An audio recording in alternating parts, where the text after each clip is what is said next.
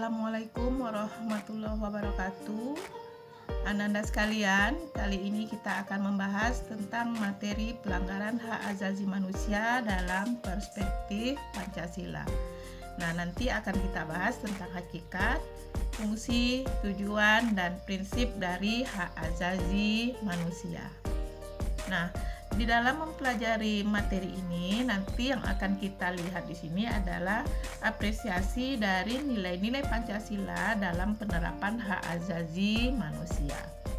Nah, ini ada satu gambar di mana di sini Ananda mungkin sudah tahu bahwa ini bentuk suatu kebebasan dalam mengemukakan pendapat. Nah, kita akan lihat tujuan dari pembelajaran materi ini.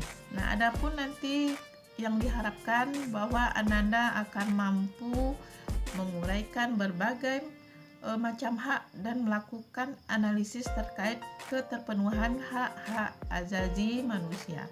Dan juga nanti Ananda akan mampu memahami pembelajaran tentang hak asasi manusia dalam perspektif Pancasila dan juga mampu menghormati dan menghargai hak asasi setiap orang dengan penuh tanggung jawab.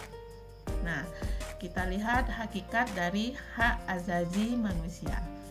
Nah, menurut pasal 1 Undang-Undang Nomor 39 Tahun 1999, hak asasi manusia itu merupakan seperangkat hak yang melekat pada hakikat dan keberadaan manusia sebagai makhluk ciptaan Tuhan. Nah, jadi hak asasi manusia ini sudah melekat dalam diri manusia dan dia mempunyai perlindungan hukum pada pemerintah dan juga mempunyai suatu tingkatan harkat dan martabat manusia. Lanjut dengan sifat-sifat dan unsur-unsur hak asasi manusia. Unsur dari HAM itu yang pertama unsurnya adalah suatu keistimewaan, ada klaim, ada kuasa, dan ada kekebalan. Kesimpulannya seperti ini, bahwa di dalam hak asasi manusia di sini ada suatu keistimewaan, dalam arti kata dia suatu anugerah yang diberikan kepada manusia oleh Tuhan, dan ini sudah merupakan suatu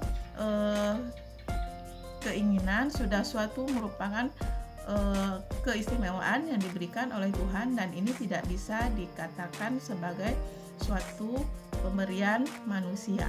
Nah, kemudian kalau dilihat sifat-sifatnya, yang pertama adalah universal atau menyeluruh, kemudian utuh, hakiki, permanen, atau kekal.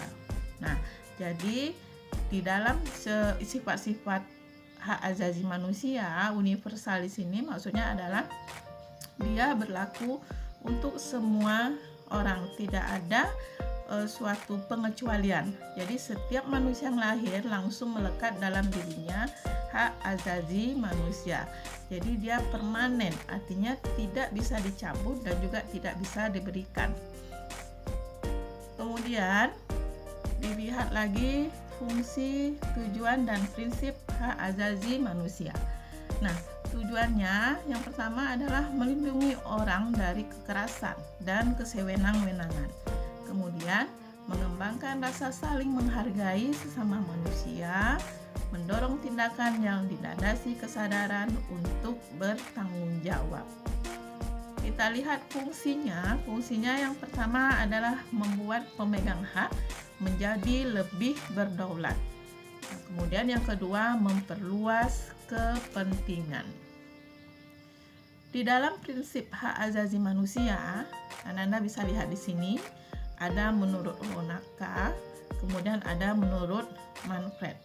Nah, di sini bisa Ananda baca, Ananda lihat, dan kita bisa menyimpulkan bahwa pada dasarnya hak asasi manusia itu adalah suatu hak di mana merupakan suatu pemberian dari Tuhan. Jadi setiap manusia yang lahir langsung melekat dalam dirinya hak asasi manusia, dan ini dia mempunyai prinsip bahwa tidak ada diskriminasi. Jadi setiap orang yang lahir otomatis dalam dirinya langsung melekat hak asasi manusia. Nah, di dalam hak asasi manusia yang harus kita pahami bahwa dia mempunyai batasan-batasan yang jelas agar bisa berfungsi sebagaimana mestinya dan tidak disalahgunakan untuk merendahkan manusia itu sendiri. Jadi dalam arti kata, kita sebagai manusia harus menghargai semua hak-hak yang melekat di dalam setiap individu. Hak hidup, hak untuk berkebebasan, hak untuk mengumpulkan kekayaan, dan lain sebagainya. Jadi hak-hak yang melekat dalam diri manusia itu harus bisa kita hargai. Nah, di sini ada beberapa pertanyaan yang harus Ananda jawab. Nah, yang pertama, apa itu HAM?